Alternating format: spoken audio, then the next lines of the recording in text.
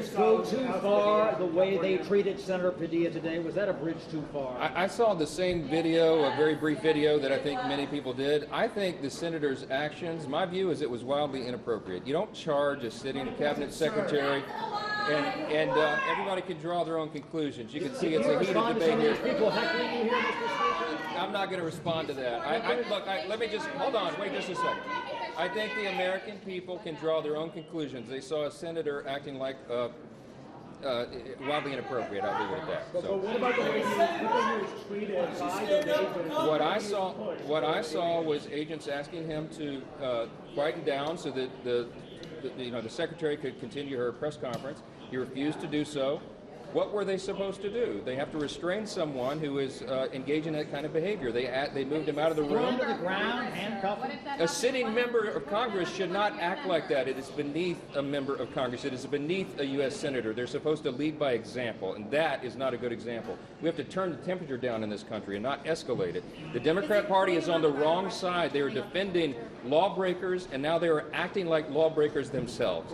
And I think that's oversight. Charging a cabinet secretary in a press conference, I beg to differ. I think that people do as well. I think those actions speak for themselves. Do you have anything to say about lowering the temperature in the country right now? What would you say? Scott, I have things to say about lowering the temperature all the time. I am very consistent in this. We have been trying to do this since I was handed the gavel in before. I founded the Honor and Civility Caucus in the Congress, for crying out loud, when I got here in 2017.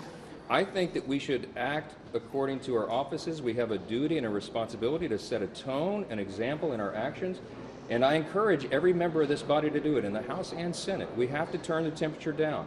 We need to be on the side of the rule of law. We need to be on the side of law and order. We need to be on the side of calm and not chaos. And when members go into these settings and act this way, that when they push law enforcement agents around, when they storm cabinet secretaries in a press conference, I think it is wildly inappropriate behavior, and I think it sets a terrible message and tone for the rest of the country. Will there be an investigation? Will there be a House investigation? This is a Senate side issue, but I certainly hope that behavior is not repeated over here. We already. Constitutional officer for this branch of the I am. This Yes. affects all members, whether they be in the House or Senate. You're the Speaker of the House. Yes. The constitutional officer of this branch.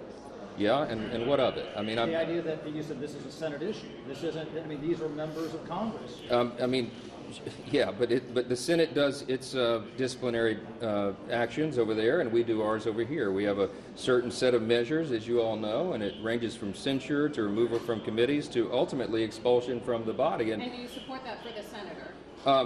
It's not my decision to make. I'm not in that chamber, but I do think that it merits immediate attention by their colleagues over there, and that they need. I think that behavior at a minimum is. It rises to the level of a censure. I think there needs to be a message sent by the body as a whole that is not what we are going to do. That's not how we're going to act. We're not going to have branches fighting physically and having senators charging cabinet secretaries. We got to do better, and I hope that we will. But I want to say this is a good day for the House chamber. The first rescissions package is now passed through the House. I expect it will pass through the Senate.